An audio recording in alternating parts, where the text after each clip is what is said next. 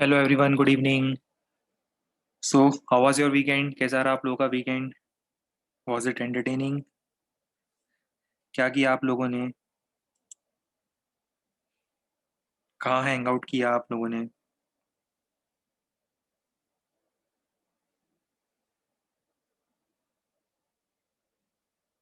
अच्छा, पढ़ाई करी, मॉड्यूल सॉल्व किया। अरे वाह, बहुत बढ़िया, गुड। चलिए बढ़िया, ठीक है। तो लास्ट टर्न पर हम लोग बात कर रहे थे कंसेप्ट ऑफ वेक्टर्स की। वेक्टर स्टार्ट कर दिया था हम लोगों ने। और रिमाइंड करा दूं, रिकैप याद दिला दूं थोड़ा सा। सबसे पहले हम लोगों ने फिजिकल क्वांटिटीज को दो टाइप से क्लासिफाई किया था। फर्स्ट वन, स्केलर क्वांटिटी, जिसके पास मैग्नीट्यूड होता है, डायरेक्शन नहीं होती है, और कभी गलती से डायरेक्शन हो भी जाए जैसे करंट के पास, तो वो ट्रायंगल लॉ फॉलो नहीं कर पाता है, तो उसे हम बोलते हैं स्केलर। फिर वेक्टर क्या होता है? ऐसी क्वांटिटीज जिसके पास मैग्नीट्यूड भी हो, डायरेक्शन भी हो, और मैग्नीट्यूड और डायरेक्शन होने के साथ साथ वो क्या करता हो, triangle law of vector addition को फॉलो करता हो। तो ये वेक्टर की तीन बेसिक लाइफ की नेसेसिटीज होती है। वेक्टर की तीन नेसेसिटीज: मैग्नीट्यूड, डायरेक्शन और ट्रायंगल लॉ। अच्छा, एक बात अलग है, आगे जाकर हम एक नल वेक्टर पढ़ेंगे। Null vector, NULL, null vector, एक ऐसा वेक्टर जिसका मैग्नीट्यूड जीरो होता है, वो भी डिफाइन करेंगे बाद में। बट जनरली वेक्टर के पास तीन चीजें होनी चाहिए, ठीक है। फिर ट्रायंगल लॉ बताया था, अभी आज फिर से बताएंगे। करंट का केस बताया था। कुछ डेफिनेशंस थी जो हमें आज पढ़नी है। एक डेफिनेशन तो हम देख चुके थे, बेसिक टर्मिनोलॉजी थी। वेक्टर नोटेशन, कोई क्वांटिटी अगर वेक्टर है तो कैसे लिखा जाता है उसे। कोई भी क्वांटिटी अगर वेक्टर है, इलेक्ट्रिक फील्ड अगर वेक्टर है तो उसके ऊपर वेक्टर का साइन लगाओ। मैग्नेटिक फील्ड अगर वेक्टर है तो वेक्टर का साइन लगाओ। वेलोसिटी अगर वेक्टर है तो वेक्टर का साइन लगाओ। डेंसिटी और मास अगर स्केलर है तो मत लगाओ कुछ उसकी उसके ऊपर साइन। तो ये वेक्टर का नोटेशन था। बहुत सारी अभी लाइन से टर्मिनोलॉजीज आएगी, डेफिनेशन आएगी। सेकंड डेफिनेशन पे भी हम ध्यान देंगे। नोट करने से पहले सुन लेना। क्वेश्चन ये कि वेक्टर को ग्राफिकली कैसे रिप्रेजेंट किया जाता है। तो ग्राफिकली किसी वेक्टर को रिप्रेजेंट करने के लिए हम एक एरो ड्रॉ करते हैं। क्या ड्रॉ करते हैं? एक एरो। एरो के पास दो चीजें होती है, एक होता है टेल और एक होता है हेड। देख रहे हो? Head and tail. तो हम क्या करेंगे, एक ऐसा एरो ड्रॉ करेंगे जिसकी लेंथ, ये देखो इसकी लेंथ दिख रही है, ये लेंथ होगी, ये इसकी लेंथ है। इस एरो की लेंथ किसके इक्वल होगी? इस एरो की लेंथ होगी equal to magnitude of the vector. Vector का जितना मैग्नीट्यूड है उतने लेंथ का एरो ड्रॉ करो, और जो भी डायरेक्शन है उतने एंगल पर ये एरो ड्रॉ करो। कहने का मतलब, मैं एक मिनट पहले एक्सप्लेन करता हूँ, फिर लिखना आराम से। जैसा एग्जाम्पल, हमने एक ब्लॉक पे 10 न्यूटन का फोर्स लगाया 37 डिग्री के एंगल पर। तो ग्राफ पेपर में आप इस वेक्टर को कैसे रिप्रेजेंट करोगे, ग्राफिकली रिप्रेजेंट कैसे करोगे बताओ? ग्राफिकली आप एक ऐसा एरो बनाओगे जिसकी लेंथ होगी 10 यूनिट। कितनी लेंथ होगी उसकी? 10 यूनिट। हम बना देते हैं आपके लिए। ये देखो, ये एक ऐसा एरो बनाना है जिसकी लेंथ है 10 यूनिट। और डायरेक्शन कैसे? सेम डायरेक्शन होनी चाहिए, एक्स एक्सिस के साथ या हॉरिजॉन्टल के साथ 37 डिग्री पर। ये आपका फोर्स हो जाएगा। ये हो जाएगा इसका ग्राफिकल रिप्रेजेंटेशन। कैसा रिप्रेजेंटेशन? Graphical representation. अच्छा, अब एक चीज बताता हूँ इसमें आपको इंटरेस्टिंग। ग्राफिकल रिप्रेजेंटेशन की एक खास बात है। खास बात पता है क्या है? खास बात ये है कि हम इसको उठाकर कहीं भी पैरेलल शिफ्ट कर सकते हैं। ये अलाउड है। कहने का मतलब, इसको उठाकर मैं, यार वो भी आ गया है, एक्स एक्सिस भी साथ में आ गई, वो नहीं चाहिए हमें। रुको फिर से ट्राई करते हैं। देखें अब, देखो इसको मैं उठाकर, ये हुई ना बात। देखो इसको मैं उठाकर पैरेलल कहीं भी शिफ्ट कर सकता हूँ, जैसे इसको उठाया और यहाँ पैरेलल शिफ्ट कर दिया, तो भी वही बात है। क्योंकि देखो न ही वैल्यू चेंज हुई है, न ही डायरेक्शन चेंज हुई है। पैरेलल का मतलब है ना, पैरेलल का मतलब है कि डायरेक्शन भी कहाँ चेंज हुई। अभी भी आप बोल रहे हो कि एक्स एक्सेस से 37 डिग्री टुवर्ड्स वाई। ये देखो, अगर मैं इधर भी ले जाता या इधर भी ले जाता तो भी वही वेक्टर सेम होता। वेक्टर को हम उस प्लेन में पैरेलल कहीं भी शिफ्ट कर सकते हैं बिना किसी प्रॉब्लम के। जैसे ये भी वही वेक्टर है, और एक वेक्टर और बना देता हूँ।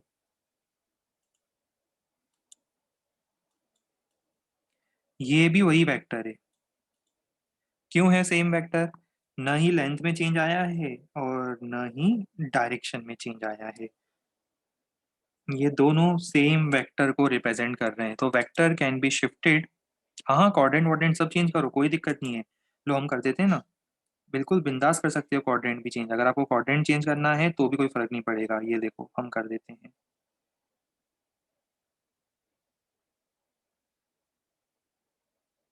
ये लो, सेम वेक्टर है। पैरेलल कहीं भी शिफ्ट करो, न ही वैल्यू में चेंज आया है, न ही डायरेक्शन में चेंज आया है। हाँ, 3 डायमेंशन में भी कर दो, 3 डायमेंशन में पैरेलल कहीं भी शिफ्ट कर दो, चलेगा, कोई दिक्कत नहीं है। ठीक है, जैसी आप लोगों की मर्जी होती है वैसा करा करो आप। वैसे भी मेरी बात सुनते कहाँ हो आप लोग? जो आप लोग के मन में आता वही करते हो। मैं बोलूंगा इस क्वेश्चन में इंटीग्रेशन बाय सब्स्टिट्यूशन लगाओ, तो आप लोग बोलोगे नहीं सर हम तो बाय पार्ट्स लगाएंगे। तो मर्जी तो आप लोगों की चलती है, तो आप लोग जैसा मन हो वैसा करो। What is the need of doing this? सब हम पढ़ेंगे ना आगे। अभी से आगे की स्टोरी हम कैसे बता दें? ये what is the need of doing this एक दिन एकदम से अचानक से फिजिक्स में सब कुछ आएगा, जब हम आगे इनका यूज करेंगे, है ना। तब तक के लिए आपको आपका पेशेंस लेवल बनाए रखना है। जो मैं समझा रहा हूँ उसे समझने की कोशिश करनी है बिना इधर उधर का दिमाग लगाए। अपन जो कंसेप्ट की बात कर रहे हैं उसको अपने को समझने की अभी कोशिश करनी है, क्योंकि आगे ये सब चीजें काम आएगी। अभी रुक जाओ, नोट करवाएंगे। देखो, तो यहाँ पे हमने दो चीजें पढ़ी इंपॉर्टेंट, बताओ क्या? ग्राफिकल रिप्रेजेंटेशन कैसे होता है वेक्टर का? इन ग्राफिकल रिप्रेजेंटेशन हम क्या करेंगे? इन ग्राफिकल रिप्रेजेंटेशन कैसे रिप्रेजेंट करेंगे? लेंथ रिप्रेजेंट करता है वैल्यू को, और एंगल रिप्रेजेंट करता है डायरेक्शन को। फिर दूसरा important point, vector remains unchanged if it is shifted parallel to itself. ये देखो, सेम वेक्टर्स हैं, एंगल सेम, लेंथ सेम, तो वेक्टर्स भी सेम होंगे।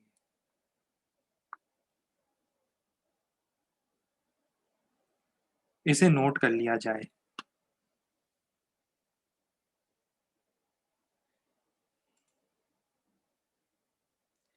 हाँ, integration is not mentioned in the syllabus, but वो आएगा आपका वेक्टर्स तक, स्टार्टिंग से मॉड्यूल के स्टार्टिंग से लेकर वेक्टर्स के बिगनर बॉक्स 8 तक पूरा आएगा टेस्ट में, इंक्लूडिंग इंटीग्रेशन।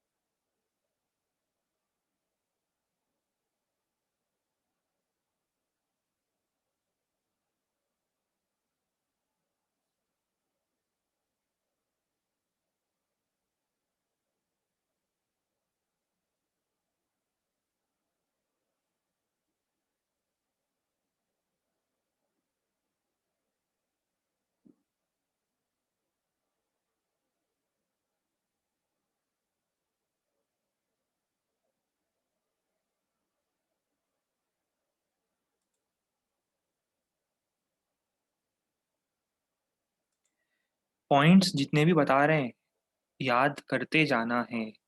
सिर्फ ऐसे ब्लाइंडली लिखना नहीं है, क्या लिख रहे हो, किस सीक्वेंस में लिख रहे हो, सब कुछ मेमोराइज करते जाना है कि सर ने किस सीक्वेंस में चीजें पढ़ाई थी।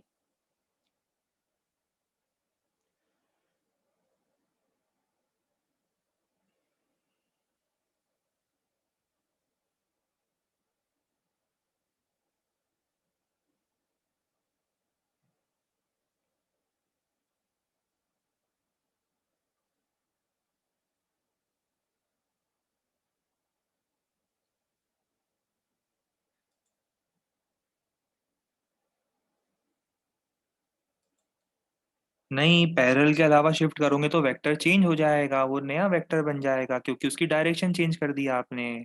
वेक्टर के पास दो चीजें हैं ना, मैग्नीट्यूड और डायरेक्शन, दोनों को चेंज नहीं करना है।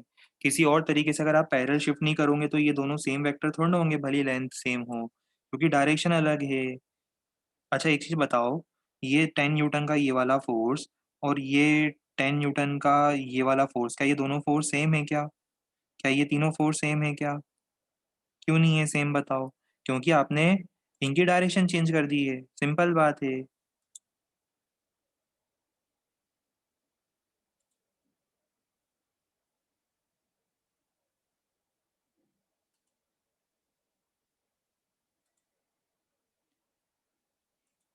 Done, very good, nice. अब नेक्स्ट पॉइंट है कि अगर हमें मैग्नीट्यूड ऑफ वेक्टर पता करना हो तो उसको लिखा कैसे जाता है। वेक्टर का मैग्नीट्यूड मतलब होता है उसकी वैल्यू। मतलब अब हम उसकी डायरेक्शन नहीं देखना चाह रहे, किसी ने आपसे पूछा कि उसकी वैल्यू बताओ कितनी है, तो वैल्यू को रिप्रेजेंट किया जाता है कैसे, देखो। जैसे एग्जांपल,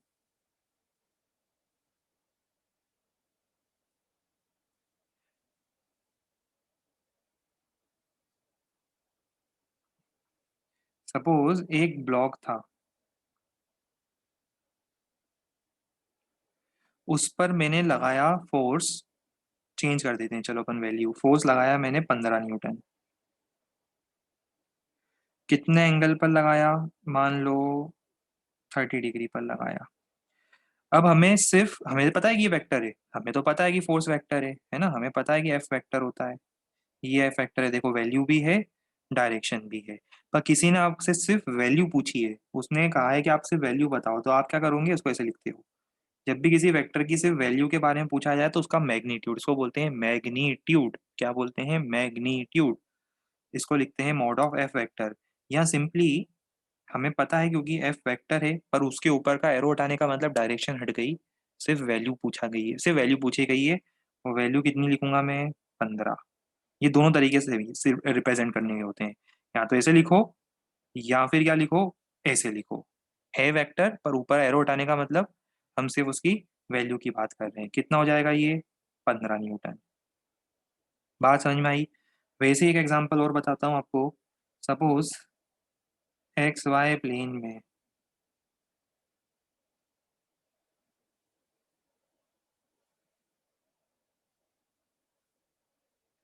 किसी ने इलेक्ट्रिक फील्ड क्रिएट कर दी, क्या कर दी क्रिएट, इलेक्ट्रिक फील्ड। अब क्या होती है इलेक्ट्रिक फील्ड, हम आगे 12th में पढ़ेंगे वो तो।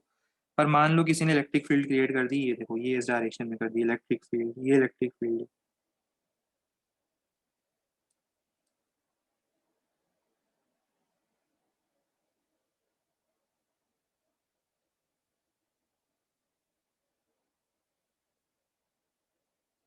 सब सेम इलेक्ट्रिक फील्ड है, आपस में पैरेलल बना रहा हूँ मैं। ये आपस में मैंने पैरेलल इलेक्ट्रिक फील्ड बनाई है। मान लो ये एंगल था इनका 120 डिग्री, तो डायरेक्शन हो गई। और मान लो इलेक्ट्रिक फील्ड की वैल्यू है 20 न्यूटन पर कूलम। याद है मैंने ये बताया था, फोर्स पर यूनिट चार्ज, ये पढ़ा चुका हूँ वैसे आपको मैं, यूनिट्स एंड डायमेंशन में, तो आपको न्यूटन पर कूलम तो समझ में आया होगा, नहीं भी समझ में आया तो चिंता नहीं। ये है इलेक्ट्रिक फील्ड, क्या बोलते हैं इसको, इलेक्ट्रिक फील्ड। अब आप बताओ इसकी वैल्यू कैसे लिखोगे, या तो ऐसे, या फिर क्या लिखोगे, वेक्टर साइन हटा दोगे। मतलब हम सिर्फ मैग्नीट्यूड की बात कर रहे हैं। इसे भी लिख लिया जाए जल्दी से, मैग्नीट्यूड ऑफ अ वेक्टर।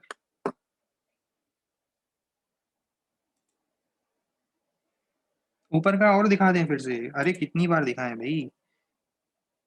अब अगली बार से नहीं दिखाएंगे, फोटो ले लिया करो, इतनी देर दी है हमने लिखने के लिए।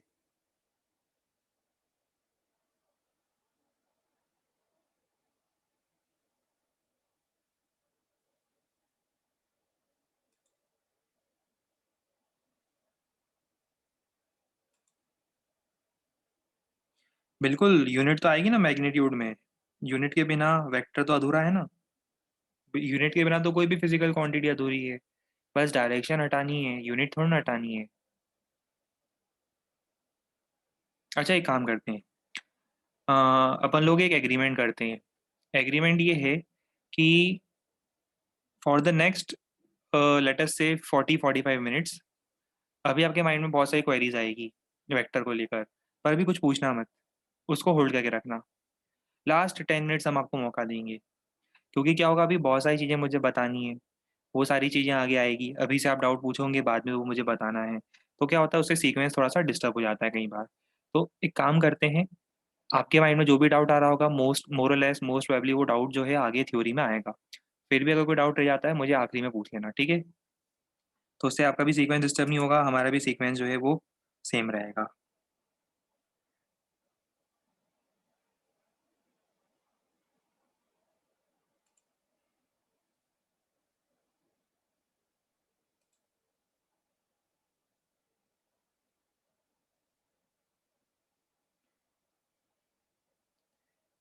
वेक्टर क्वांटिटी में साइन राइट डायरेक्शन में क्यों लगाते हैं? लोग जनरली राइट हैंडेड होते हैं ना, लोग क्या होते हैं, राइट हैंडेड होते हैं, इसलिए वो राइट डायरेक्शन में लगाते हैं। जो भी लेफ्ट हैंडेड होता है ना, वो लेफ्ट हैंड में लगाता है ऐसे, यूं। ठीक है? आप राइट हैंडेड हो कि लेफ्ट हैंडेड हो, राइट हैंडेड हो ना तो आप राइट में लगाना, ठीक है? कोई अगर लेफ्ट हैंडेड है तो वो यहाँ लगाएगा।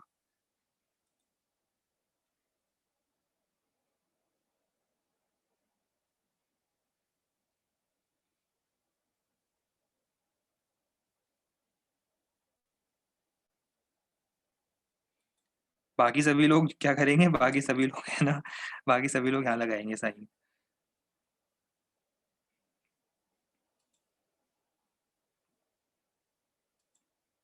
कर लिया नोट, बहुत बढ़िया। नहीं, ग्राफ व्राफ कॉपी करके क्या करोगे, हम तो बस समझा रहे थे कि मैग्नीट्यूड का मतलब क्या है, समझ गए ना? मैग्नीट्यूड का मतलब काफी है अपने लिए। अब आगे बढ़ेंगे हम लोग, ठीक है? नेक्स्ट बहुत ही ज्यादा इंपॉर्टेंट चीज है, वो है angle between the two vectors. दो वेक्टर्स के बीच में एंगल निकालने का फुल प्रूफ प्लान बता रहे हैं हम आपको। जैसे सपोज मान लो मैंने आपको ये दो वेक्टर्स दिए, ध्यान से देखो इन वेक्टर्स को। यही वो दो वेक्टर्स हैं जिनके बीच में हमें एंगल निकालना है। एक ये वाला हो गया, और एक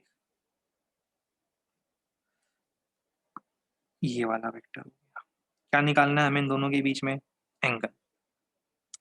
दो वेक्टर्स हैं, उनके बीच में एंगल निकालना है। दो फोर्स हो सकते हैं, दो डिस्प्लेसमेंट हो सकते हैं, दो इलेक्ट्रिक फील्ड हो सकती है, इनके बीच में एंगल निकालना है। तो सबसे पहला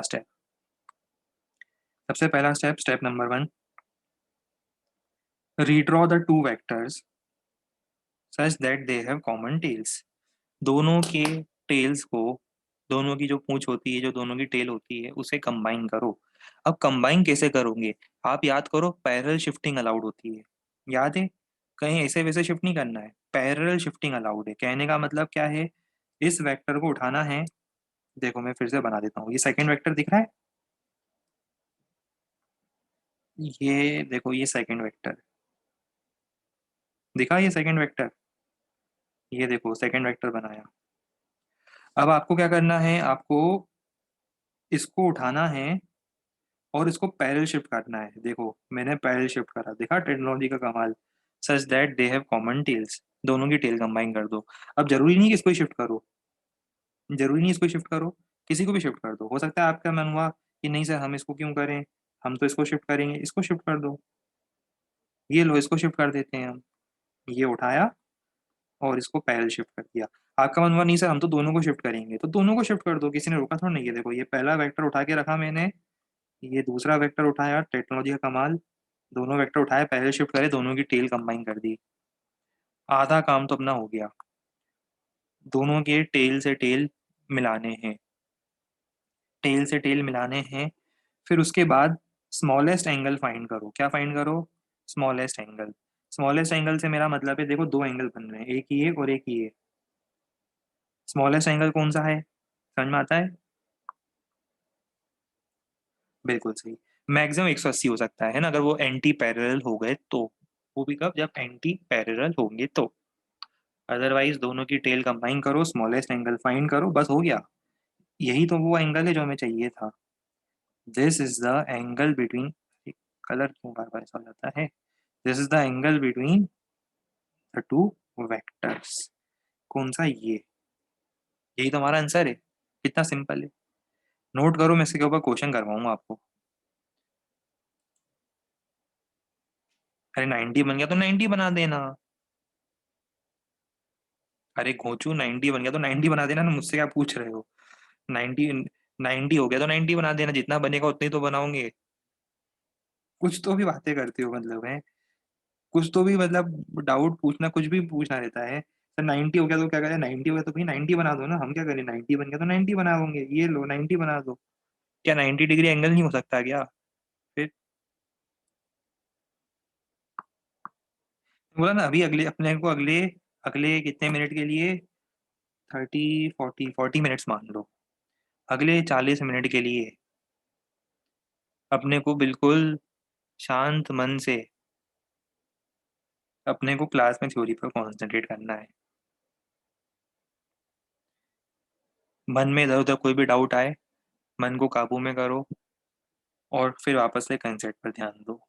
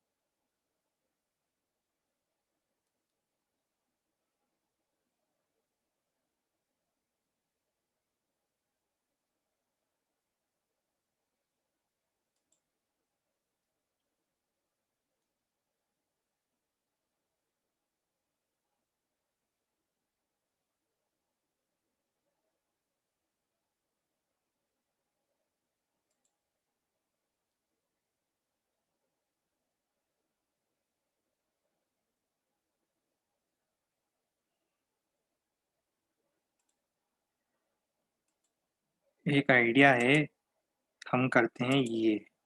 क्योंकि देखो अभी फिर से हमने कहा, तो फिर से डाउट आया कि सर अगर एंगल ग्रेटर देन 90 होगा तो वेक्टर नेगेटिव होंगे। अरे भाई बताएंगे ना हम। शांति तो रखो थोड़ी देर, सारी चीजें पढ़ेंगे ना अपन। अभी वेक्टर आपने समझा ही कितनी देर के लिए है, थोड़ी देर के लिए रुको तो सही जरा। अभी नेक्स्ट पॉइंट इसमें पढ़ो जरा। Angle between parallel vectors is 0 degree and between anti parallel vectors is 180 degree.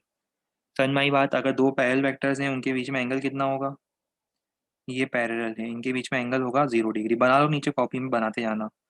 जैसे ये ए वेक्टर हुआ और ये बी वेक्टर हुआ। इफ बोथ आर पैरेलल, दिखी ने दोनों पैरेलल हैं, इनके बीच में एंगल कितना होगा? Angle between A vector and B vector is 0 degree. अब अगर एंटी पैरेलल होते, जैसे ए वेक्टर इधर है, बी वेक्टर एंटी पैरेलल है, तो जब मैं इनके टेल्स कंबाइन करता और एंगल निकालता तो वो आता 0 डिग्री। तो इनके बीच में एंगल होगा, सॉरी 180 डिग्री, है ना, एंगल होगा 180 डिग्री। ये एंटी पैरेलल है।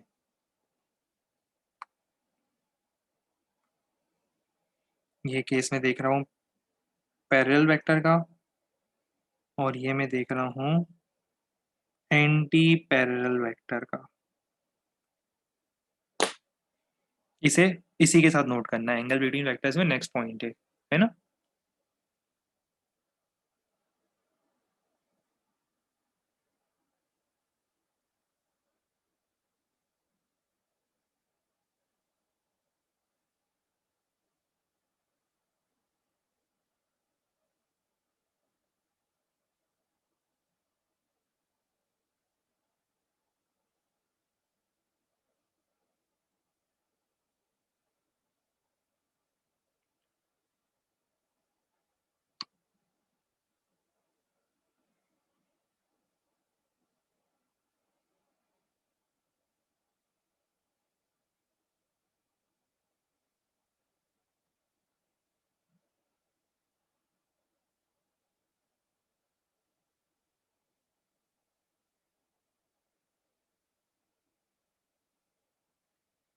मीनवाइल आपके ग्रुप में मैंने यूनिट्स एंड डायमेंशन और वेक्टर का जो अपना मॉड्यूल है उसके एक्सरसाइज के सॉल्यूशन भेजे हैं।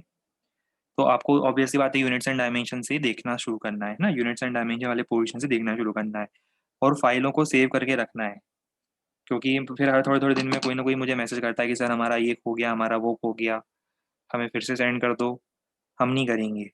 तो इसीलिए जो मटेरियल सेंड करते हैं उसे अच्छे से डाउनलोड करके अच्छी जगह पे संभाल कर रख लो। अभी इस क्वेश्चन को ट्राई करो। 4 क्वेश्चन दे रहा हूँ आपको, 1 2 3 4। चारों में आपको क्या फाइंड करना है? Angle between the two vectors.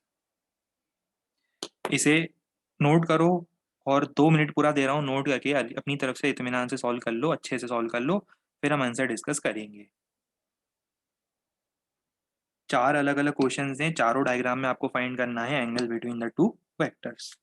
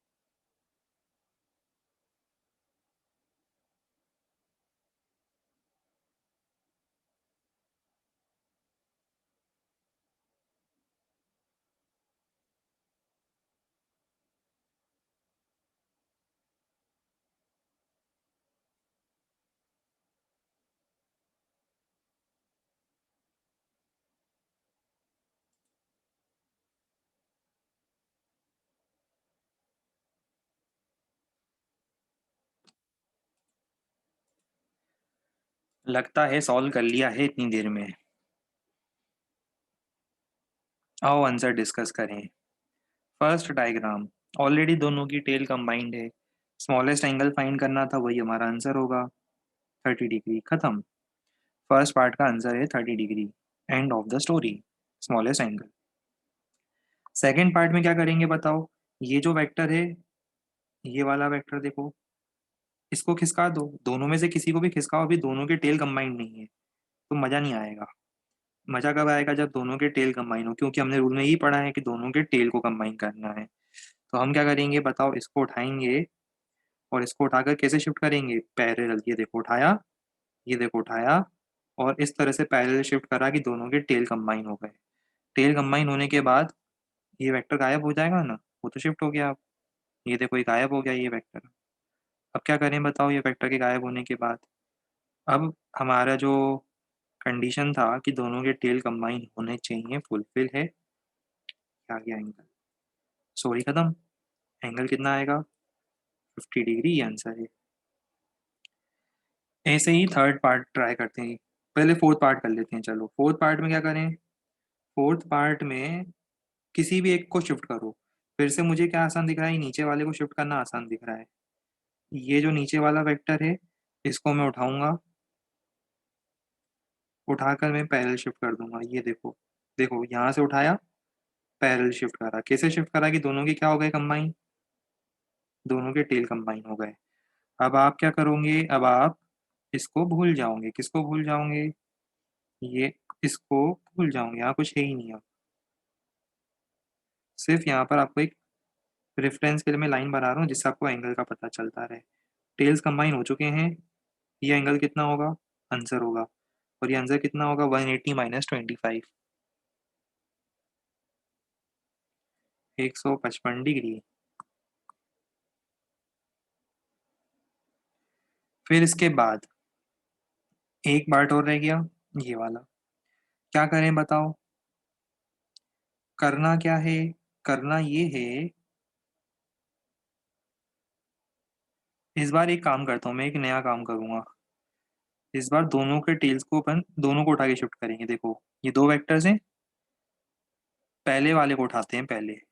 ये देखो ये है फर्स्ट, इसको उठा रहा हूँ मैं पहले। ये देखो इसको उठाया, आगे खिसका दिया। वैसे आप चाहो तो उसको इधर भी ले आ सकते हो, है ना? तब भी बात बन जाएगी। डाउट जैसे तब भी नहीं आना चाहिए आपको, इसमें भी डाउट नहीं आना चाहिए। फिर पूछना मत सर ये मेथड सही है कि गलत है। सब मेथड सही है, जब टेल से टेल कंबाइन होंगे सब मेथड सही है। पर मैं क्या कर रहा हूँ, देखो मैं इसको इधर ले आ रहा हूँ। वैसे ही इस वाले को भी खिसका देता हूँ मैं, इस वाले को खिसका के मैं इधर ले आता हूँ। अभी देखो टेल से टेल कंबाइन हो गए, हाँ या ना बोलो? हो गए। ये एंगल कितना होगा? 30 डिग्री। ये एंगल भी कितना हो जाएगा? 30 डिग्री। बस आंसर आ गया हमारा। हमारा आंसर होगा 30 डिग्री।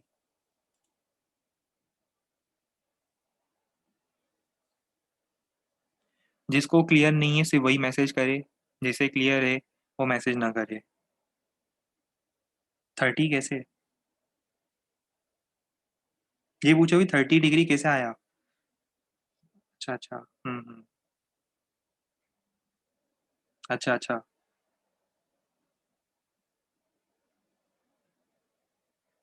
अच्छा ऐसा पूछना चाहिए 30 डिग्री कैसे आया है? कौन से वाले में पूछ रहे हो, फर्स्ट वाले में पूछ रहे हो कि थर्ड वाले में? देखो मैं एक काम करता हूँ, 1 2 3 4। पहले तो ये बताओ कि 1 से लेके 4 तक किस पार्ट में डाउट है? 1 2 3 4 थर्ड वाले में।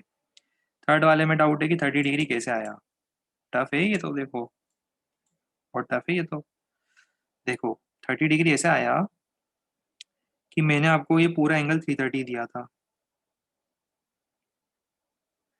थोड़ा और घुमा देते तो 30 हो जाता, 360 हो जाता ना, मतलब 360 हो जाता। तो इसका मतलब 330 है, 30 वो है, कितना होता है? 330 + 30 360। Very good. अब इसके बाद आपने बचपन में जब छोटे थे स्कूल जाते थे, तो बचपन में जब छोटे थे स्कूल जाते थे, आपको स्कूलों में एक चीज पढ़ाई गई थी कि ये इस तरह के एंगल्स होते हैं कुछ, इनको हम बोलते हैं वर्टिकली अपोजिट एंगल्स। कभी याद करो, ये आपको पढ़ाया होगा स्कूलों में, इनको हम बोलते हैं वर्टिकली अपोजिट एंगल। एंगलों के एंगल वर्टिकली अपोजिट एंगल, सबसे ज़्यादा इंपॉर्टेंट टाइप के एंगल। तो बस वही एंगल बन रहे थे। अभी जब मैं इसको शिफ्ट करूंगा, अभी आपको याद है मैंने डायग्राम बनाया था, इसको आगे खिसकाया था, इसको इधर खिसकाया था। अब इस एंगल को भूल जाओ, है ना? आपको कंफ्यूजन हो रहा होगा, इसको एंगल को आप भूल जाओ, ठीक है? इसको भूलने के बाद देखो मैजिक, बताओ ये एंगल कितना होगा? सामने वाला 30 है तो ये भी 30 हो जाएगा, दोनों एक दूसरे को देखकर सेम वैल्यू एक्वायर करेंगे, तो ये एंगल भी कितना हो जाएगा? 30 डिग्री। अब बताओ और क्या डाउट आया? 1 2 3 4, और किसी पार्ट में डाउट? और किसी को डाउट? हेड से हेड मैच नहीं करना है, जो हमने सिखाया है बिल्कुल वैसा ही करना है। आगे खैर आपकी मर्जी है। हमने आपको कहा कि हेड से हेड मैच नहीं करना है, टेल से टेल मैच करना है, स्टैंडर्ड प्रोसेस यूज करना है। लाइफ में कोई कंफ्यूजन नहीं आएगा। बाकी आपको जो करना है उसके बाद आप कर सकते हो, ठीक है? चलो अब हम आगे बढ़ेंगे। अब नेक्स्ट डेफिनेशन आएगी, नोट करना है। इतनी देर से क्या कर रहे थे? ऐसे स्पीड नहीं स्लो करो यार, देखो फिर मज़ा नहीं आएगा। पहले ही आप ऐसे डाउट पूछ पूछ के आप लोग ऐसे स्पीड स्लो कर देते हो, फिर अब ऐसे स्पीड थोड़ा स्लो करो यार। नोट करा करो जल्दी जल्दी।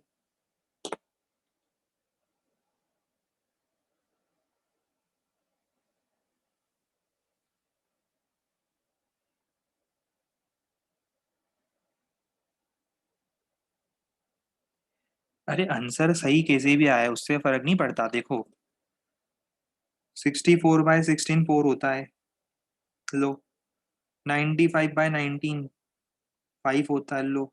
आंसर तो आ रहा है। कैसे ही कर दूं हर बार मैं एग्जाम में? नहीं ना। तो आप चिंता क्यों कर रहे हो? जैसा हम बोल रहे हैं वैसा करो ना यार। आप क्यों अननेसेसरी बर्डन ले रहे हो माइंड में? जैसा आपको कहा गया है वैसा करो। हमने कहा जब टेल से टेल कंबाइन करना है तो आप टेल से टेल कंबाइन करो ना भाई। सिंपल बात है ना, क्यों इतना टेंशन ले रहे हो? अरे हाँ, इक्वल होंगे एंगल भाई, एंगल बिटवीन टू हेड्स और टू टेल्स तो इक्वल होंगे ना वर्टिकली अपोजिट एंगल पर। आप क्यों उसमें इतना टेंशन ले रहे हो? टेल से टेल कंबाइन करो, बात खत्म हो गई। अब आपको उसके बाद जैसे एंगल फाइंड करना हो वैसे करो, हमने तो अपनी तरफ से स्टैंडर्ड मेथड बताया है। टेल से टेल कंबाइन करो। वो तो ऑब्वियस बात है कि आप हेड से हेड कंबाइन करोगे, उसको पैरेलल शिफ्ट करोगे दोनों को, तो वही बात होगी। पर आपको कहा गया है कंफ्यूज मत हो, टेल से टेल कंबाइन करो, टेल से टेल कंबाइन करो। अब आगे आप लोगों को जो करना है वो करो। मैं 3 बार बोल चुका हूँ कि टेल से टेल कंबाइन करो। ठीक है, उसके बाद अब आपकी आगे आपकी मर्जी है। एग्जाम आपको देनी है। फिर हम तो अपनी तरफ से जो बताना था वो बता चुके हैं, आप मानने को तैयार नहीं तो हम कैसे क्या करें फिर बताओ।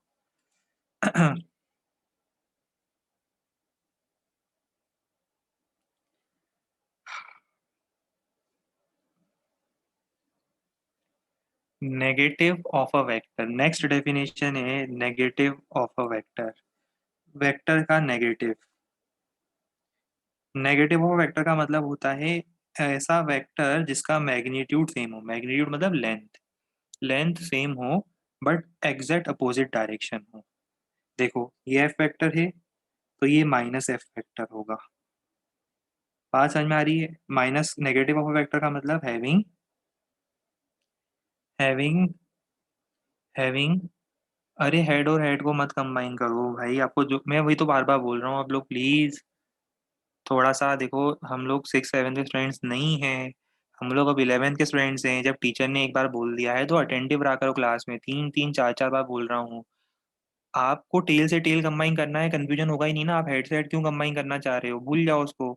आप टेल से टेल कंबाइन करो। भले ही आंसर सेम आए, मुझे कोई दिक्कत नहीं है, आंसर हर बार सेम आएगा, वो तो मुझे भी पता है। मैथ्स मुझे आपसे ज़्यादा आता है अभी। ठीक है, वो तो मुझे भी पता है एंगल सेम आएगा। फर्क नहीं पड़ता उससे, मैं किसी कारण से बोल रहा हूँ ना कि आप तो टेल से टेल कंबाइन करो, कोई कारण होगा ना जिसके कारण मैं बोल रहा हूँ। कोई कारण होगा जिसके कारण मैं बोल रहा हूँ कि आगे जाकर मुझे कोई और थ्योरी पढ़ानी है, वरना फिर आप कंफ्यूज होंगे तब, बाकी बच्चों को भी कंफ्यूज करोगे। वो भी फिर कल से हेड मिलाने लग जाएंगे किसी क्वेश्चन में। इसीलिए मत करो चिंता। आप तो सिर्फ टेल से टेल मिलाओ और आगे कुछ सोचो ही मत, जितना मैं बोल रहा हूँ उसको फॉलो करो बस। आगे कुछ नहीं सोचना है अलग से।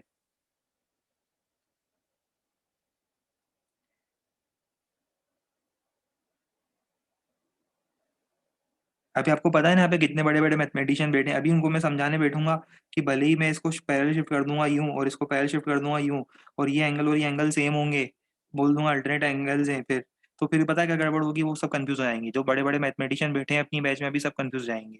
इसीलिए मैं नहीं बोल रहा हूँ आपको हेड से हेड कंबाइन करने के, आंसर भले ही सेम आएगा, वो तो मुझे ही दिख रहा है पहले से ही।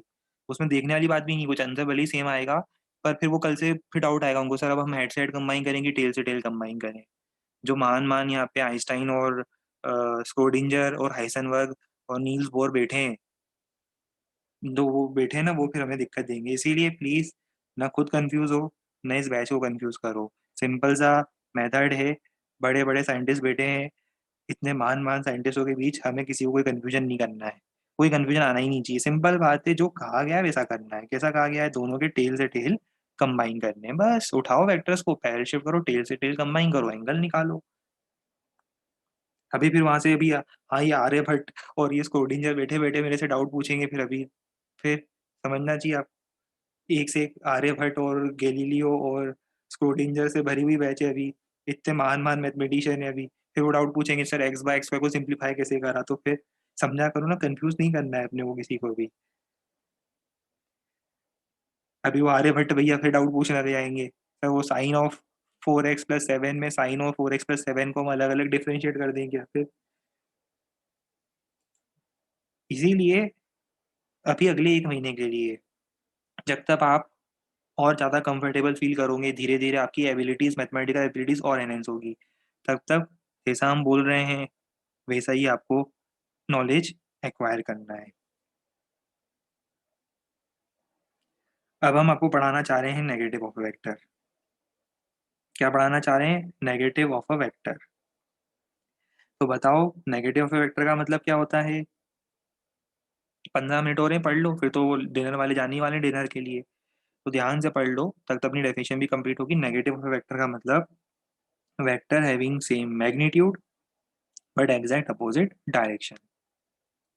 मतलब वेक्टर को उठा के उसको 180 डिग्री टिल्ट कर दो तो वो एंटी पैरेलल हो जाएगा। एंटी पैरेलल और हैविंग सेम लेंथ को हम बोलेंगे नेगेटिव ऑफ अ वेक्टर। ठीक है, जल्दी से इसे नोट करो।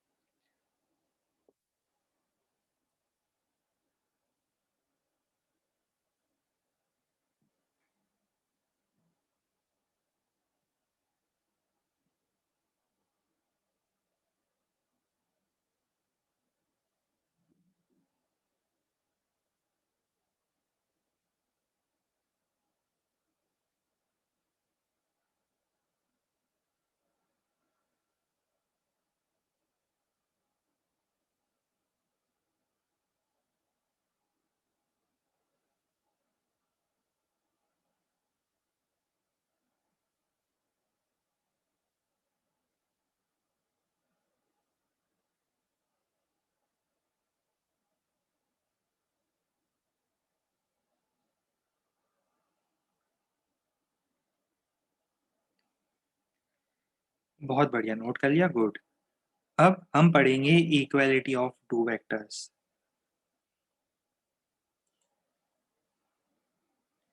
दो वेक्टर्स इक्वल कब होंगे? दो वेक्टर्स की बराबरी सिर्फ तभी हो सकती है, ध्यान से सुनना। दो वेक्टर्स की बराबरी तभी हो सकती है जब उनका मैग्नीट्यूड मतलब लेंथ भी सेम हो और डायरेक्शन भी सेम हो। लेंथ सेम हो पर डायरेक्शन अगर अलग भी हो तो भी बराबर नहीं होंगे। मतलब कहने का मतलब ये 10 न्यूटन और ये 10 न्यूटन, ये बराबर फोर्स नहीं है।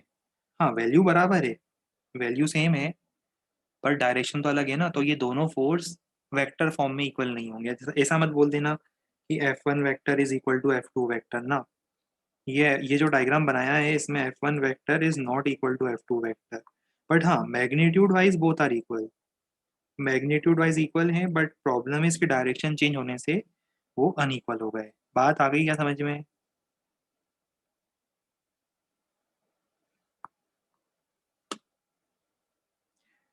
अच्छा, वैसे एक चीज बताओ कि जैसे डाउट आते हैं आपको कभी कभी, ऐसे खतरनाक खतरनाक डाउट आते हैं, क्या ये फिजिक्स की क्लास में ऐसा होता है कि मतलब नेचुरल टेंडेंसी, मतलब ये इनबिल्ट नेचर है, मतलब केमिस्ट्री में ऐसे भी ऐसा कुछ होता है कभी, जैसे फिजिक्स में ऐसे खतरनाक हाई लेवल डाउट आते हैं?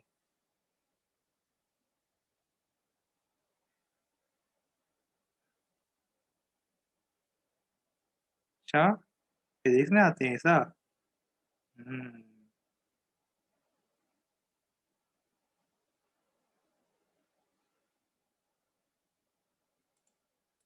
चलो, तो हम बात कर रहे थे इक्वलिटी ऑफ वेक्टर्स की। तो देखो क्या लिखा है मैंने, पढ़ो जरा। दोनों वेक्टर्स इक्वल कब होंगे? जब दोनों का मैग्नीट्यूड इक्वल हो और दोनों की डायरेक्शन भी इक्वल हो, मतलब दोनों पैरेलल हो। लेंथ इक्वल हो, ये मैंने लेंथ को इक्वल कराया है, और ये मैंने डायरेक्शन को इक्वल करा है। ठीक है, लेंथ मतलब मैग्नीट्यूड। लेंथ को मैं ब्रैकेट में लिख देता हूँ, मैग्नीट्यूड। ठीक है।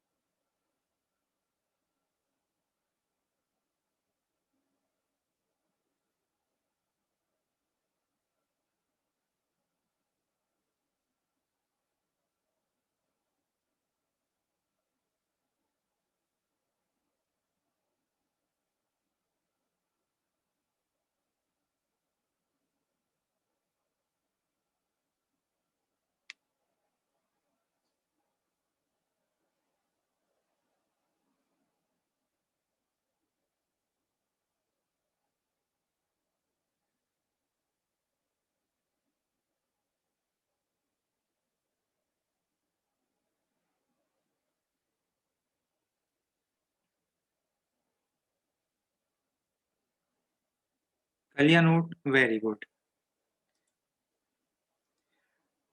अब आगे, आज हम बात करेंगे एक और वेक्टर की जिसका नाम होता है यूनिट वेक्टर। इसको हम 2 बार पढ़ेंगे, थोड़ा आज पढ़ेंगे, थोड़ा 4 दिन बाद पढ़ेंगे। आज सिर्फ इसकी डेफिनेशन पढ़ेंगे, 4 दिन बाद जब हम थोड़ा और वेक्टर समझ लेंगे उसके बाद ये फिर से आएगा। ठीक है, 2 पार्ट में पढ़ा जाता है ये। पहली बार तो इसकी बेसिक डेफिनेशन पढ़ी जाएगी आज, और 4-5 दिनों बाद ये फिर से रिविजिट करेंगे जब हमें वेक्टर का थोड़ा और नॉलेज होगा। तो देखो, यूनिट वेक्टर की बेसिक मीनिंग क्या होता है, नाम से क्लियर हो ना। यूनिट मतलब जिसकी लेंथ हो 1 यूनिट, 1 यूनिट मतलब 1, लेंथ हो 1 यूनिट। तो एक ऐसा वेक्टर, कैसा वेक्टर, एक ऐसा वेक्टर जिसकी लेंथ तो 1 यूनिट है, मतलब डायरेक्शन मतलब मैग्नीट्यूड, लेंथ या मैग्नीट्यूड उसका कितना है, 1 यूनिट है। और डायरेक्शन क्या है, direction is same as that of the given vector, वो उस वेक्टर का यूनिट वेक्टर होता है। अभी कंफ्यूज हो गए होंगे, देखो समझाता हूँ। सपोज आप गए यहाँ से लेकर यहाँ तक, सपोज आप गए पॉइंट ए से,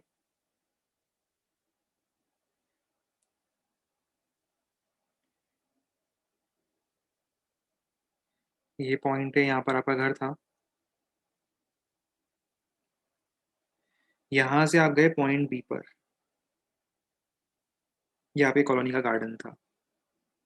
आप गए ए से बी तक, तो बताओ आपके घर से लेके आपके कॉलोनी के गार्डन तक का डिस्प्लेसमेंट वेक्टर क्या होगा, ये डिस्प्लेसमेंट वेक्टर होगा। मान लो कि ये गार्डन का जो लेंथ है ये है 20 मीटर दूर था, गार्डन कितने मीटर, 20 मीटर दूर था। तो ये डिस्प्लेसमेंट वेक्टर है, बिल्कुल सही है। ये क्या है, ए बी वेक्टर है। ये है displacement vector A B vector, जिसकी लेंथ कितनी है, 20 यूनिट्स, राइट। ये ए बी वेक्टर हो गया, ये ए बी वेक्टर हो गया। अब यूनिट वेक्टर का मतलब होगा इसी वेक्टर के डायरेक्शन में 1 मीटर लेंथ का एरो, मतलब वो सिर्फ डायरेक्शन बता रहा है। लेंथ 1 मीटर है और वो सिर्फ डायरेक्शन बता रहा है कि आपके घर से लेकर गार्डन तक की डायरेक्शन क्या है। तो इस वेक्टर को हम इस गिवन वेक्टर का यूनिट वेक्टर बोलेंगे, मतलब जिसके पास सिर्फ डायरेक्शन है, जिसके पास सिर्फ आपके घर से लेकर आपके गार्डन तक की डायरेक्शन है, और लेंथ है 1 मीटर और डायरेक्शन है। अब उसको 20 बार आप मिला दो, तो 20 बार वैसे का वैसे ही मिलाने पर आपको क्या बन जाएगा, टोटल वेक्टर मिल जाएगा। फिर से 20 बार वैसा मिलाते जाओ तो आपको आपका ओरिजिनल वेक्टर मिल जाएगा। बात को समझ में आई क्या अभी यहाँ तक।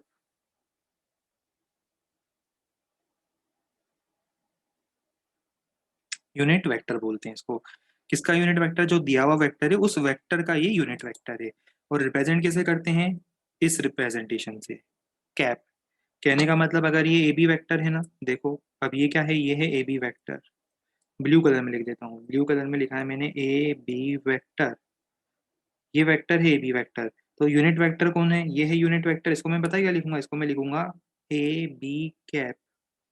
ए बी कैप मतलब वो इसका यूनिट वेक्टर है।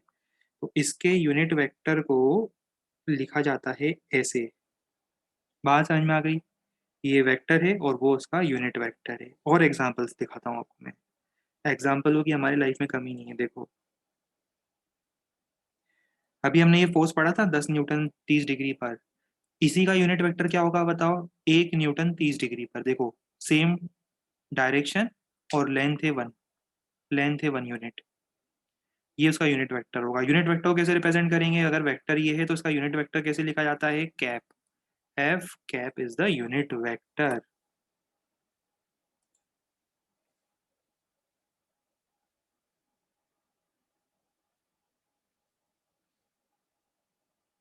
Sir how will we understand the direction from the caret symbol. ये कैरेट सिंबल क्या होता है, कैरेट का सिंबल क्या होता है, मैं समझू तो सही, कैरेट क्या होता है। वो कैरेट है तो वो खाने वाली, जो वो बग्स एंड बनी शो में वो खाता था वो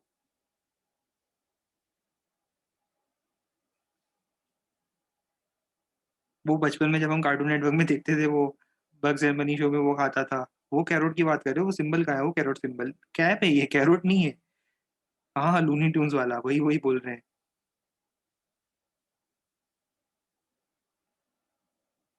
नहीं नहीं, ये कैप है, कैरेट नहीं है। कैप है, कैप है। ये कैप लगाई है, कैप होती है ना, कैप बनाई है हमने उसके ऊपर।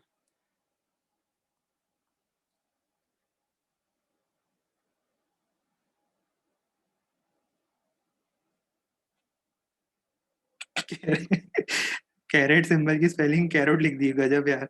बिल्कुल। आप सब भूल जाओ, बिल्कुल सही, चाइनीज कैप है ये चाइनीज कैप होती है ना, ऐसी होती है बस। ज्यादा अपने को टेंशन नहीं लेना है। इससे साफ साफ पता चल रहा है कि कितने भूखे प्यासे बच्चे बैठे हुए हैं क्लास में अभी, है ना। अब एनर्जी उन लोगों की खत्म हो चुकी है, ब्रेन का पूरा ग्लूकोज कंज्यूम हो चुका है। अब उन्हें हर जगह खाने पीने की चीजें दिखाई दे रही है।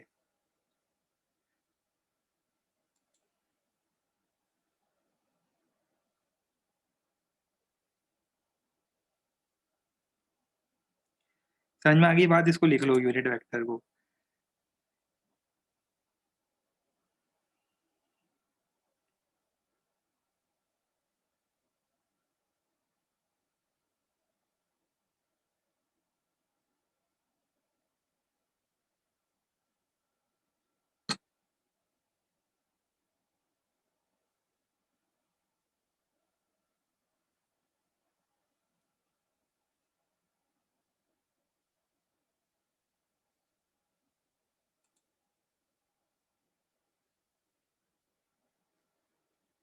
अगर पहले से ही एक यूनिट हुआ तो उसका यूनिट वेक्टर भी वही खुद होगा। आज तक मतलब मेरे लाइफ में कभी इस तरह के, है ना, इतने डिफिकल्ट, इतने डेंजरस, ठीक है, ऐसे क्वेश्चन तो आज तक कभी किसी ने नहीं पूछे मुझसे।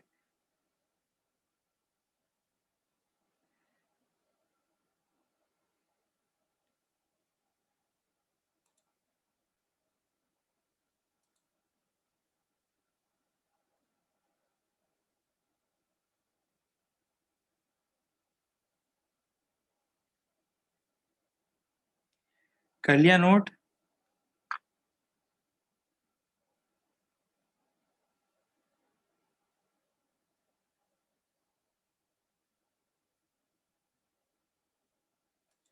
बहुत बढ़िया, गुड, वेरी गुड। अब हम आगे प्रोसीड कर सकते हैं मतलब।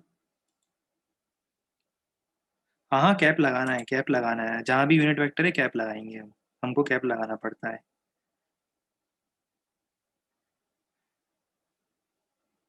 अब आगे सुनो। Unit vectors along X Y and Z direction का कुछ स्पेसिफिक नाम है, मतलब ये बहुत फेमस यूनिट वेक्टर्स हैं, इनको रिप्रेजेंट किया जाता है आई कैप, जे कैप एंड के कैप से। मैं समझाता हूँ मीनिंग क्या है, देखो। सपोज आप खड़े हो यहाँ पर, x इक्वल टू 4 पर। अब बताओ x डायरेक्शन कहाँ होती है, x डायरेक्शन कहाँ है, x डायरेक्शन आगे है। तो x डायरेक्शन के अलोंग यूनिट लेंथ का वेक्टर, x डायरेक्शन के अलोंग यूनिट लेंथ का वेक्टर वो x डायरेक्शन बता रहा है। तो x इक्वल टू 4 से लेकर x इक्वल टू 5 तक का ये जो वेक्टर है, ये होगा unit vector along x direction. ये क्या होगा, ये होगा unit vector along x direction. और इसको पॉपुलरली हम लोग लिखते हैं मैथ्स में आई कैप। आई कैप मतलब unit vector along x direction. अब किसी ने आपसे कहा कि आप 4 आई कैप गए, 4 आई कैप का मतलब समझाओ जरा। 4 आई कैप का मतलब आप x डायरेक्शन में 4 यूनिट जा रहे हो। बात समझ में आ रही है। 4 आई कैप लिखने का मतलब है कि x डायरेक्शन में आपको 4 यूनिट जाना है। इससे समझ में आता है कि किस डायरेक्शन में जाना है। कुछ बात समझ में, किस डायरेक्शन में जाना है, ये इससे समझ में आता है। कल से हम आपको बोलेंगे आप x इक्वल टू 10 पर खड़े हो, तो x इक्वल टू 10 से 2 आई कैप आगे चले, 2 आई कैप जाओ, तो 2 आई कैप मतलब आगे होगा ना, 2 आई कैप मतलब x इक्वल टू 12 पे पहुंच जाना है आपको 10 से। तो ये आई कैप का मतलब है, ठीक है। वैसे ही जे कैप का मतलब क्या होगा बताओ। पॉजिटिव वाई के अलोंग, कहीं से भी हो सकता है वो, तो x equal to Y equal to 9 से y इक्वल टू 10 भी हो सकता है। बस एक यूनिट लेंथ चाहिए मुझे तो y डायरेक्शन में। सिमिलरली के कैप, के कैप कितना होगा बताओ, वो भी एक यूनिट होगा, लेंथ होगी 1 यूनिट। जैसे मान लो z इक्वल टू 7 से, z इक्वल टू 7 से z इक्वल टू 8, ये के कैप हो गया। ये होते हैं आई कैप, जे कैप, के कैप, तीनों बहुत फेमस हैं।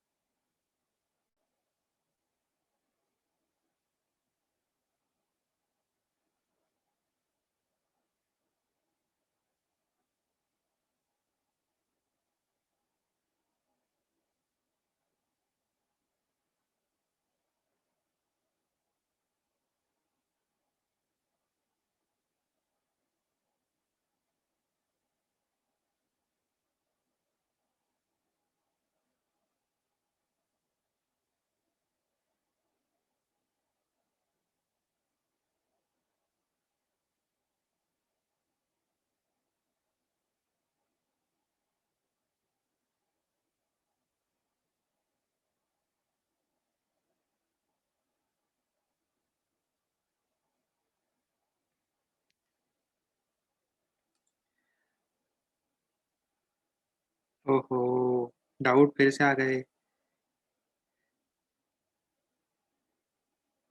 आप एक काम करना, आप एक्स वाई जेड बोल देना, हमें कोई दिक्कत नहीं है। जितना मैं ऐसी टर्मिनोलॉजी लिखा जाता है आई जे के वैसा बोला जाता है, आप एक्स वाई जेड लिख देना।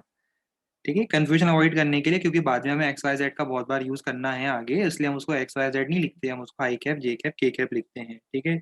दूसरा, नेगेटिव डायरेक्शन के लिए क्या होगा हम बताएंगे आपको। नेगेटिव डायरेक्शन के लिए जैसे -2 के कैप लिखा है, इसका मतलब क्या होगा बताओ। -2 के कैप का मतलब क्या होगा, नेगेटिव ऑफ वेक्टर याद है क्या। नेगेटिव ऑफ वेक्टर बताओ क्या होगा। ये माइनस आई कैप होगा, देख लो ध्यान से। ये माइनस जे कैप होगा, बनाते जाओ कॉपी में। ये माइनस के कैप होगा। ठीक है, नेगेटिव ऑफ वेक्टर के कंसेप्ट से, माइनस आई माइनस जे माइनस के।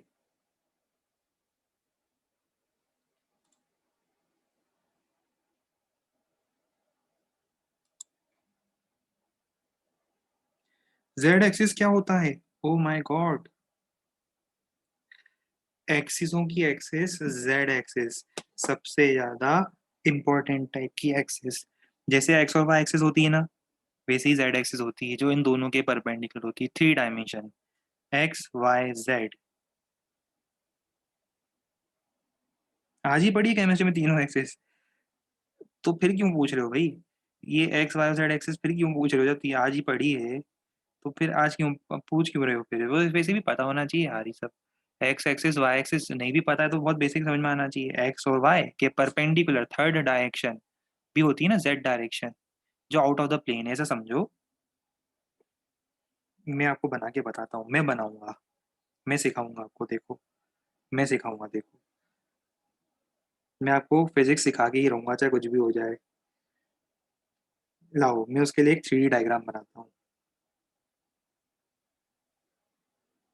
3D डायग्राम अपन बनाते हैं रेड कलर में।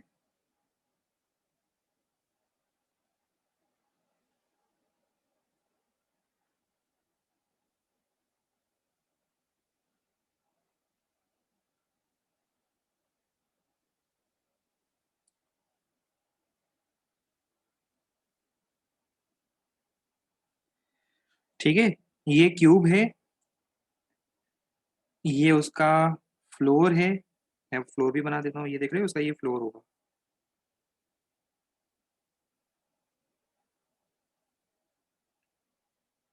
और अगर आप यहाँ पे खड़े हो तो 3 एक्सिस दिखेगी आपको। पहली एक्सिस ये, उसको ओरिजिन मान लो।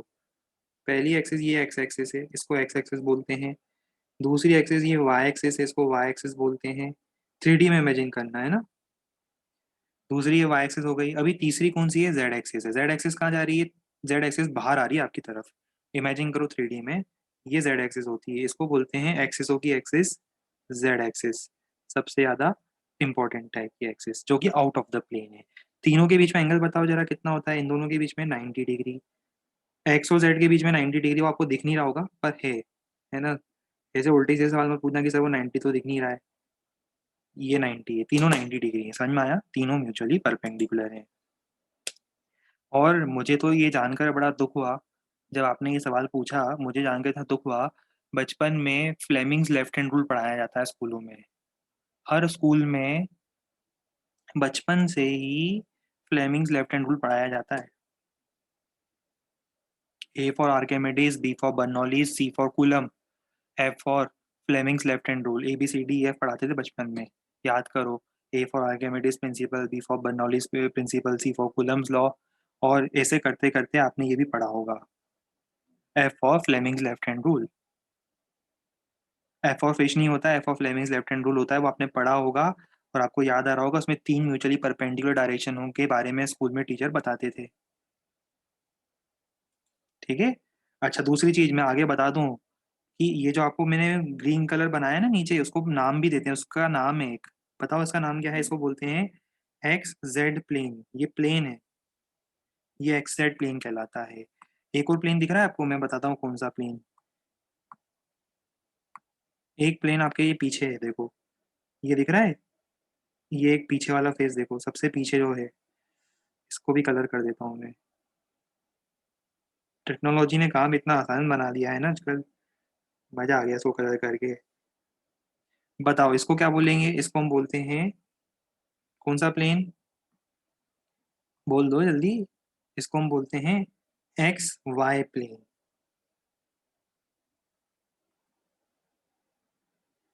और ऐसे ही एक प्लेन और है वाई जेड प्लेन, वो भी मैं बना के बता देता हूँ, आपको कंफ्यूजन होगा नहीं तो आपको बाद में। ये होता है वाई जेड प्लेन। कहाँ है वाई जेड प्लेन? ये है वाई जेड प्लेन।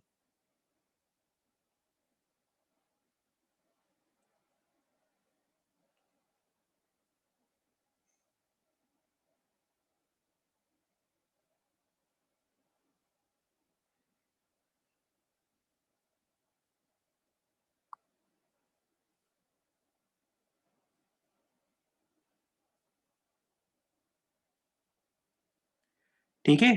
अब देखो, आपसे किसी ने कहा कि ये इस पॉइंट पर जाना है, तो इसका मतलब समझ रहे हो? थ्री आई कैप का मतलब क्या है? ओरिजिन से आप जाओगे थ्री आई कैप में, 3 यूनिट आगे जाओगे, फिर 4 यूनिट ऊपर जाओगे। क्यों लिखा है फोर जे कैप लिखा है? क्योंकि बाद में। और 2 यूनिट अंदर जाओगे, पीछे जाओगे। पीछे जाने का मतलब आप पीछे कहीं पहुंच जाओगे उसमें।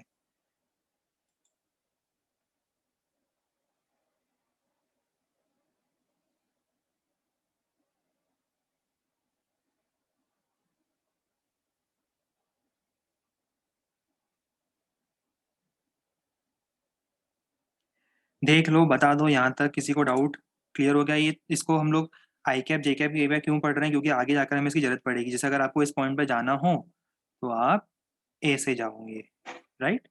ए से चले जाओगे तो आप उस पॉइंट पे पहुंच जाओगे।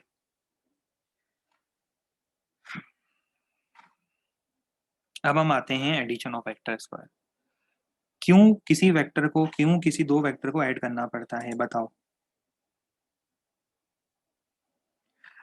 अच्छा, जेड एक्सेस नहीं पढ़ा था? चलो फिर एक और इंटरेस्टिंग चीज बता देते हैं। अगर आप बोल ही रहे हो कि नहीं पढ़ा है आप लोगों ने, वैसे तो मुझे लगा आप लोगों ने स्कूल में पढ़ाया होगा, बट नहीं पढ़ा तो एक इंटरेस्टिंग चीज और बताता हूँ। देखो, आपको कैसे पता चला जेड एक्सेस बाहर होगी? अंदर भी तो हो सकती थी। इसके लिए हम यूज करते हैं राइट हैंड थंब रूल। नाम सुना है? राइट हैंड थंब रूल मैं सिखा देता हूँ फिर पूरा ही आपको, अगर जेड एक्सेस नहीं पता तो। देखो, राइट हैंड थंब रूल ये बोलता है कि राइट हैंड लो। राइट हैंड है आपने, राइट हैंड लिया, उसके जो फिंगर्स होती है, 4 फिंगर्स होती है, उनको पॉजिटिव एक्स डायरेक्शन में रखो। कहाँ रखो? पॉजिटिव एक्स डायरेक्शन में। और पॉजिटिव एक्स डायरेक्शन में रख के पॉजिटिव वाई की तरफ कर्ल करो, तो थंब जाएगा पॉजिटिव जेड में। थंब जाएगा पॉजिटिव जेड में। क्योंकि देखो अभी क्या होता है ना, कई बार जैसे मान लो मैंने आपको बोल दिया एग्जाम में, कई बार एग्जाम में ऐसा होता है, कई बार ऐसा बोल देते हैं कि ये एक्स एक्सिस मान लो, ये वाई एक्सिस मान लो। अब बताओ जेड एक्सिस कहाँ जाएगी फिर? कुछ लोग फिर क्या करते हैं, इसको घुमाना शुरू करते हैं, मेंटली इसको घुमाना शुरू करते हैं कि एक्स एक्सिस रखो, वाई एक्सिस रखो, दिख रहा है तो जेड एक्सिस अंदर चली जाएगी इस बार। कुछ लोग क्या करते हैं, इस क्यूब को है ना टिल्ट करके सोचते हैं फिर। वैसे आपको right hand thumb rule use करना है। क्या यूज करना है? Right hand thumb rule. Right hand thumb rule क्या बोलता है बताओ? फिंगर्स को रखो, आप इमेजिन करो अपने फिंगर्स को एक्सटेंड करो। राइट हैंड की फिंगर्स लो, उसे एक्सटेंड करो एक्स एक्सिस की तरफ। फिर वाई एक्सिस की तरफ कर्ल करो। राइट हैंड की फिंगर्स कहाँ कर्ल हो रही है आपकी? देखो कर्ल कहाँ हो रही है? फिस्ट बन रही है। फिस्ट बना के देखो, एक्स से वाई की तरफ कर्ल करो फिंगर्स को राइट हैंड के। थंब देखो कहाँ जा रहा है आपका? थंब देखो कहाँ जा रहा है? इनवर्ट्स। इनवर्ट्स मतलब इनटू द प्लेन। ये हो गई पॉजिटिव जेड एक्सिस इस बार। आउट ऑफ द स्क्रीन कैसे चला जाएगा भाई? फिंगर्स की गलत डायरेक्शन में कल तो नहीं कर लिया आपने? कहाँ कल हो रही है भाई आपकी फिंगर्स, ये बताओ? फिस्ट बनाते हो आपकी फिंगर्स कैसे कल होती है? जॉइंट्स वॉइंट्स आपके कैसे कल होते हैं बॉडी के? बता देता हूँ मैं ना, ये भी बता देता हूँ राइट हैंड को। आप चिंता क्यों कर रहे हो, मेरे पास हर चीज का सॉल्यूशन है।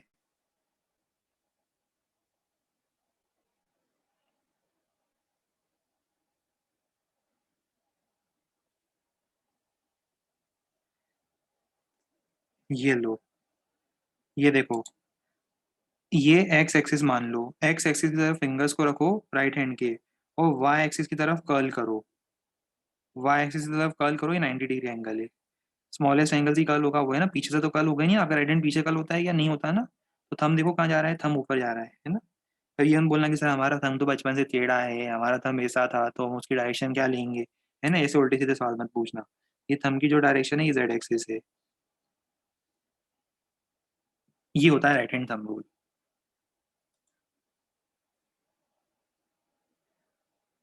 रूल होगा rule, right hand thumb rule.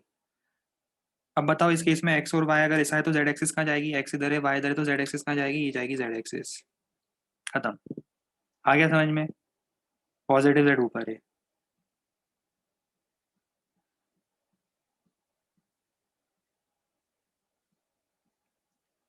अच्छा देखो अब यहाँ पे बात आई गई तो मैं आपको बता दूं, आगे हम ना यूनिट वेक्टर वगैरह फिर से पढ़ाएंगे आपको बाद में आकर।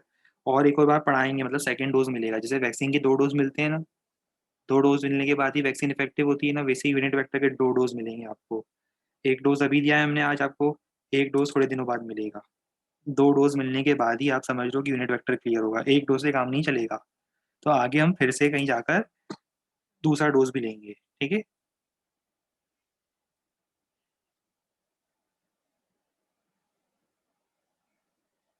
हाँ।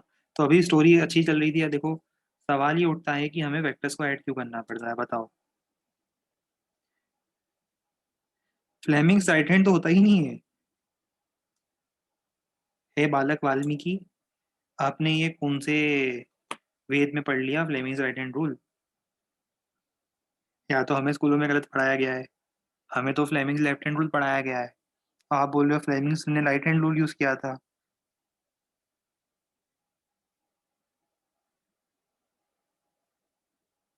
अच्छा डायरेक्शन के लिए बोल रहे हो। डायरेक्शन के लिए बोल रहे हो, अच्छा अच्छा अच्छा अच्छा। ओके। अच्छा डायरेक्शन फाइंड करने के लिए बोल रहे हो, हम वो क्या है फ्लेमिंग्स लेफ्ट हैंड रूल उसके लिए मैग्नेटिक फील्ड के लिए बोल रहे थे, तो उसमें Fleming's left hand rule use होता है। वो राइट हैंड रूल नहीं होता है, वो लेफ्ट हैंड रूल होता है। फ्लेमिंग्स लेफ्ट हैंड रूल होता है वो भी इलेक्ट्रोमैग्नेटिक इंडक्शन में। राइट हैंड नहीं होता है पर वो लेफ्ट हैंड होता है जितना मुझे याद है।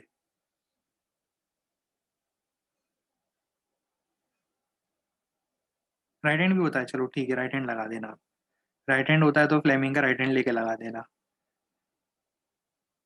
हम तो अपना राइट हैंड हम रूल लगाएंगे, बाकी आपको जो भी रूल लगाना है वो लगा देना, ठीक है। अब आगे सवाल उठता है एडिशन ऑफ वेक्टर्स, क्यों जरूरत पड़ती है वेक्टर्स को ऐड करने की, बताओ।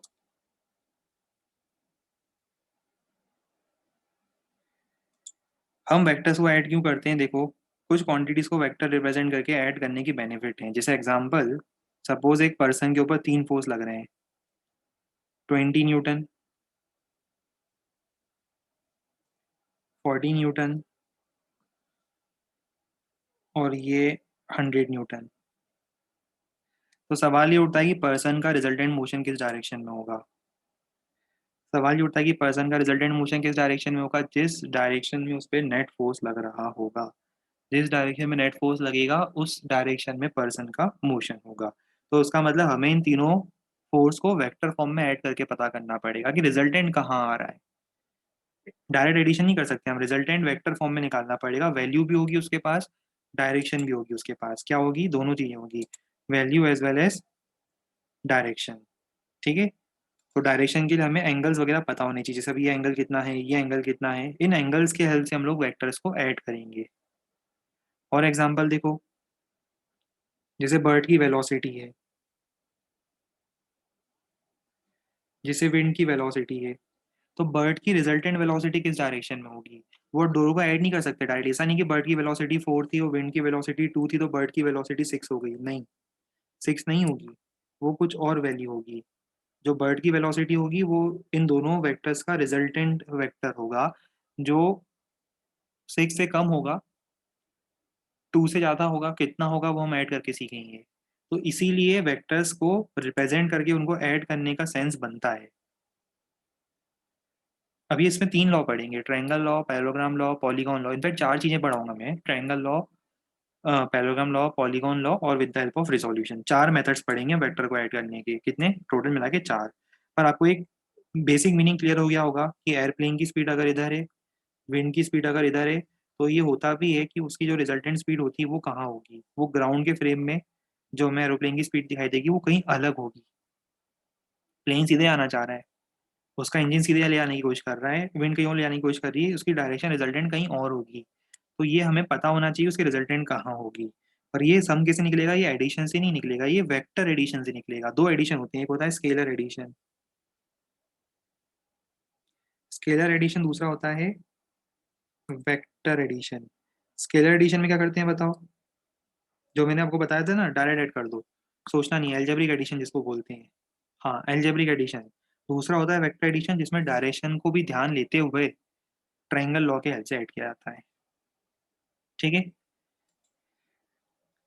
चलो ये तो रूल्स हमने बेसिक आपको आज वेक्टर्स के टर्मिनोलॉजीज बता दी। अब नेक्स्ट टर्न पे हम बताते हैं क्या करने वाले हैं। नेक्स्ट टर्न पे हम तीनों रूल्स पढ़ेंगे, ट्रायंगल लॉ, पैरेललोग्राम लॉ भी पढ़ लेंगे हम नेक्स्ट टर्न पर, और उसके क्वेश्चंस करने के बाद हम पॉलीगॉन लॉ की बात करेंगे। नेक्स्ट टर्न पे ये तीन चीजें होगी। फोर्थ होगा उसके बाद रिजोल्यूशन ऑफ वेक्टर्स, जिसपे एक अलग पूरी डेडिकेटेड क्लास होगी, क्योंकि सबसे इंपॉर्टेंट तो बहुत ही ज़्यादा इंपॉर्टेंट है ये, तो मतलब मजा आ जाएगा उसको पढ़ने पर। तो ये चार हमें मेथड्स पढ़ने हैं। आपको करना क्या है, आपको करना ये है, ये तीन मेथड्स एक बार नाम तो सुन लिया है आपने, तीन मेथड्स एक बार अपनी तरफ से पढ़ने हैं। मॉड्यूल से, HCV से एक बार रीडिंग लेनी है, फिर नेक्स्ट टाइम पे कंटिन्यू करेंगे। हाँ हाँ, क्वेश्चंस के लिए पोल करेंगे हम आगे आगे, जब अच्छे क्वेश्चंस आएंगे ना तब हम पोलिंग वाला ऑप्शन ऑन कर देंगे। पोलिंग वाला ऑप्शन हमें हमारे नॉलेज में है, हम वो ऑन कर देंगे। कब करेंगे, जब कुछ थोड़ा हम टेक्निकल क्वेश्चंस करेंगे ना आखिरी में जाकर, टॉपिक के एंड में, तब। चलिए, तो अब तो कोई दिक्कत नहीं।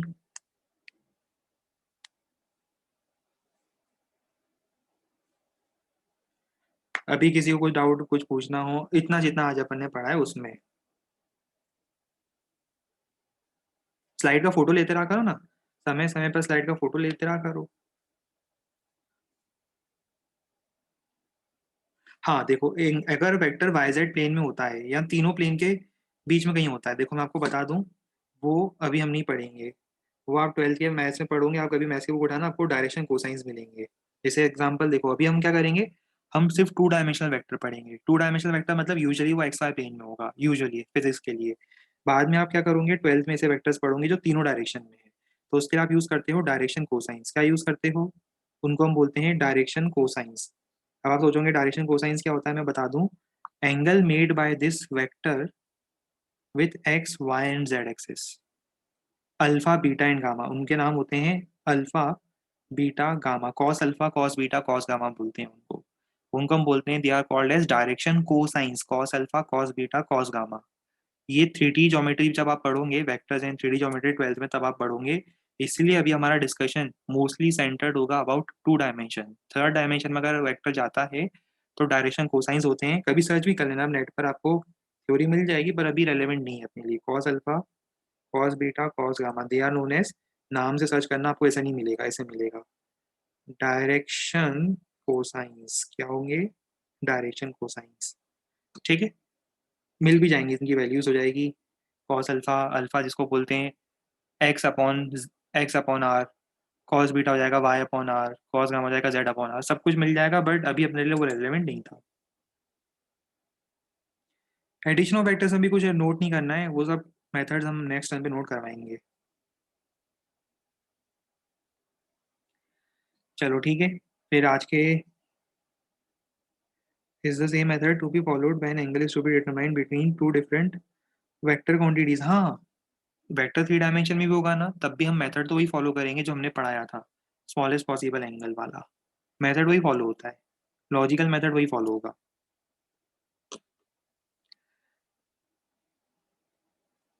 चलो इसी के साथ आज के सेशन को एंड किया जाएगा।